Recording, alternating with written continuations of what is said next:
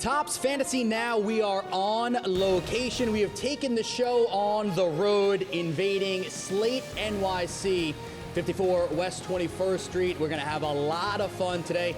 We're also going to be pretty well fed. We've got some wings confit, some cheesesteak beignets, some nachos, all that stuff.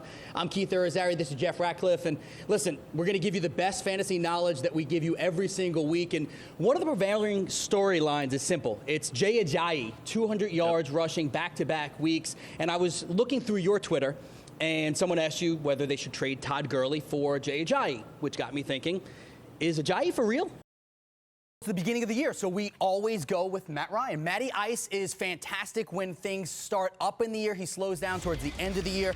3 of the last 4 years, he's been considered a top 5 points getter for QBs. Raiders gave up 507 passing yards to the Saints last week. It really screams of a very big day for Matt Ryan. On the other side, we're going to go real big-time sleeper. Jalen Richard is a guy a lot of people don't even know who he is. 3 rushes, 84 yards. One of those came on a 75-yard touchdown last week. He actually started out-snapping in the fourth quarter DeAndre Washington, so I look at it like this.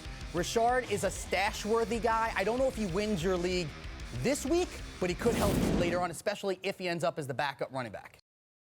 And let's start with the first game, with the Indianapolis Colts and the Jacksonville Jaguars. Keith, they are in London. Indy is favored by 2.5. Take your pick. You're going to hate my pick because I'm going to go with Jacksonville in an upset here. I know you've been talking all week about how much you hate Gus Bradley. Not a good coach, the X's and O's, all that kind of stuff. I know. But there's something about this Jaguars team that's kind of pulling me in. Maybe it's the fact that they've lost by a combined 6 points in 2 of their 3 losses. Maybe it's the fact that they don't want their coach to be fired. So I'm going to take Jacksonville, even though I know you're going to pick me apart for it. This is an interesting game, Keith. How about the Atlanta Falcons? They host the Carolina Panthers. The Panthers are 3-point road favorites. Take your pick. Well, the two-headed monster of Coleman and Freeman are awesome when you're thinking about running backs. Matt Ryan, at the beginning of seasons, is always great, and we still are in the beginning of the season, so you got to like all of that. But on the flip side, Carolina, there are 2 losses this year. Denver, one of the best defenses in football. Minnesota, one of the best defenses in football. Cam's not throwing 3 interceptions. Kelvin's not getting targeted just 1 time and getting no catches at all.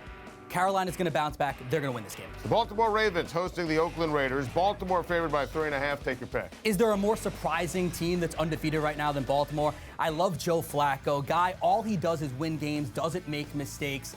You look at the Raiders as well. Listen, they were the trendy, sexy pick to win the AFC West. A lot of people thought they would make a big run. They have stumbled through this year. Baltimore's defense giving up just a little bit under 15 points per game.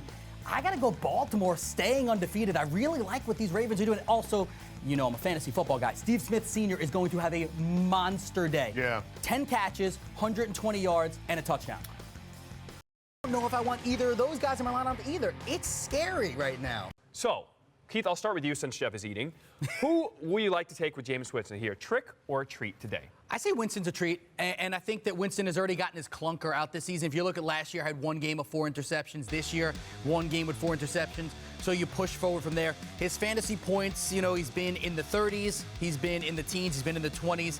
And again, the Raiders have given up the 6th most points to QBs in the fantasy world. So, yeah, he's a treat, and only 1 interception over the last 2 games as well. Guys, we're going to start it off. The first fantasy topic is, who is your mid-season stud? Keith, start it off. The easy one will be Matt Ryan, who's on pace for more than 5,000 yards and 41 touchdowns. I'm going to go a little bit off the beaten path. DeMarco Murray is having a studly season. 756 rushing yards, 6 touchdowns. And when you think about DeMarco Murray, he's a guy that his ADP at the beginning of the year was between 38 and 42. So why is he a stud? Because you weren't picking him early on in the year. You know where you were picking him? 3rd or 4th round, and you're getting 1st round value. So, Keith, DeAndre Hopkins, trick or treat? I'm gonna say treat. His targets are on the rise again, and I know we don't love Brock Osweiler right now, but the targets on the rise, 9, 15, and 12 the last 3 weeks. The big thing here is that the Lions have given up the 9th most points to wide receivers. No Darius Slay this week, which means Nevin Lawson, Johnson Batamosi. They'll be your corners. I think this looks like a week that Hopkins can actually start being DeAndre Hopkins. Like knee, ankle injury, don't like him this week. Every trade, every start, and every sit is determined by you. Let's go Maker. Let's go Jacquizz Rodgers. We'll roll with the quiz, continuing along against Oakland, a team that has struggled against the run this year, giving up 300-yard rushers. Back-to-back 100-yard games for Rodgers. 154 last week. Raiders giving him the 10th most points to running backs. Love the quiz. The breaker, I'm going to go Alshon Jeffrey, not to pile on Chicago, because I know we picked on Jay Cutler earlier, and I know that they are tight, but Alshon Jeffrey, he struggled this year. I don't see this as a good game for him as well. All right, another trendy pick, Matt Jones. He is going up against Baltimore. Tough defense. What do you think? So originally I was thinking no. I actually say start him now because the wind is expected to be between 35 and 40 miles per hour, a crosswind. Got to hand the ball to someone. It'll be Jones. Still sitting him. The defense giving up the 4th fewest points per game to opposing running backs. I'm sitting Matt Jones. Interesting take on that. All right, 2 hours down, 2 more to go. What is Mikey getting himself into at Comic-Con? We'll find out.